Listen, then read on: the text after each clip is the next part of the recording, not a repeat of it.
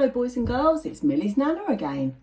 And today's story is a retelling of a very famous old fairy tale called The Elves and the Shoemaker. Maybe you know this story. So let's have a look and see how this one reads. It's published by Ladybird. Let's have a look. Illustrated by Virginia Allen. So that means she drew the pictures. There's some very nice bright pictures in this storybook. See if you like them. Here we are. And like all good stories begin, once upon a time, there was a poor shoemaker and his wife. "This is all the leather I have left," said the poor shoemaker. "I can make just one pair of shoes." Oh dear, that's not much, is it? That night, the shoemaker cut the leather. "I'll make these shoes in the morning," he said. He left the leather in the shop and went to bed. Can you see all the tools that he needs? He's got a ruler there and a tape measure, and he has some scissors, and he's got all sorts of things that help him to make shoes and boots. And there's his needle and thread. So off he goes to bed. The next morning, the shoemaker came downstairs. To his surprise, the leather had been made into a pair of beautiful shoes. Look at this. How lovely. Who did that, I wonder? The shoemaker called his wife. "Did you make these shoes?" "No," said his wife.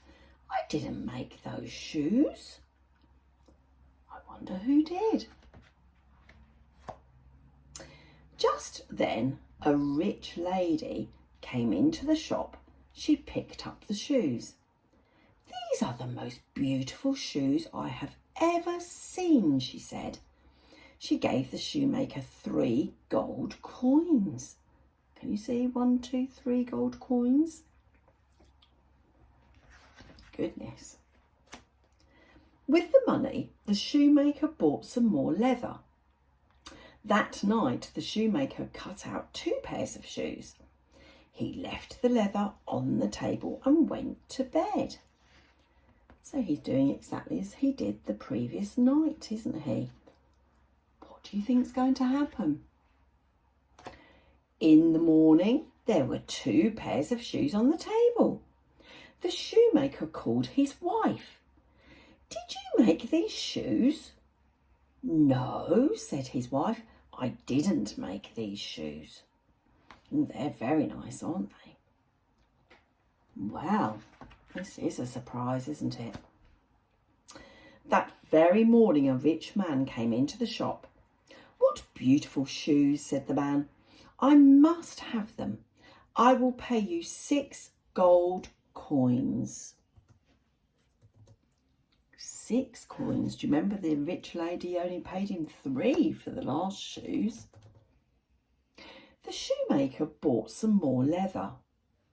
"Now I can make 3 pairs of shoes," he said. He worked late into the night, cutting the leather. Then he went to bed.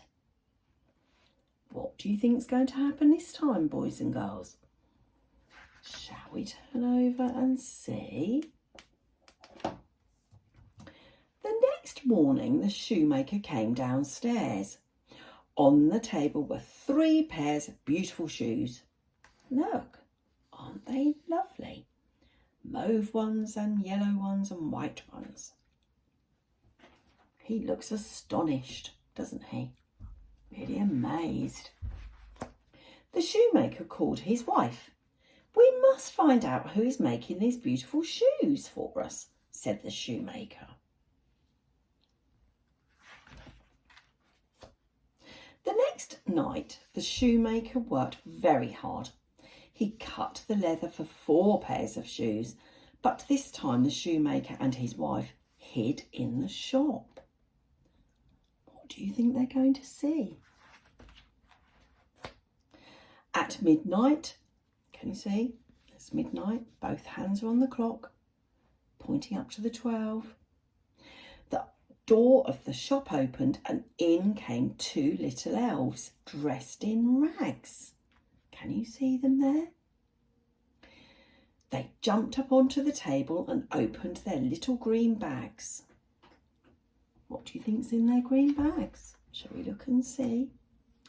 The elves stitched and sewed and hammered all night. By morning, they had made 4 pairs of shoes. Then they picked up their bags and ran out of the shop.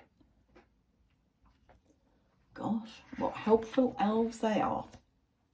The shoemaker said to his wife, "The elves have helped us, but how can we help them?" "I know what we can do," said his wife. What do you think they will do? The shoemaker and his wife worked very hard. They made 2 pairs of little green shoes, some little green clothes, and 2 little green hats. Aren't they tiny? Very small. Trousers and tops, aren't they? That night they left the little green shoes, hats and clothes in the shop. Then they hid again. Do you think the elves will be back? Shall we have a look and see? Oh, look, they found them. At midnight, the door of the shop opened and the elves came in.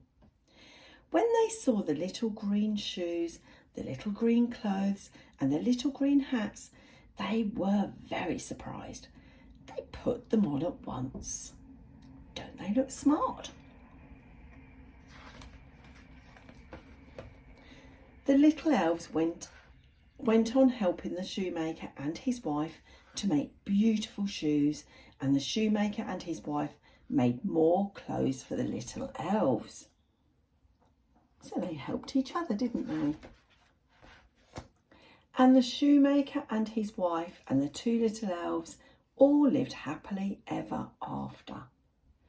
There, isn't that nice? What a lovely story. I hope you enjoyed that, boys and girls. And if it's your bedtime, you snuggle down and go to bed nicely for whoever's looking after you. But if it's daytime, it's time to play. Remember to help tidy up your toys after you've played. Now be good, and Millie's Nana will see you next time. Bye-bye for now.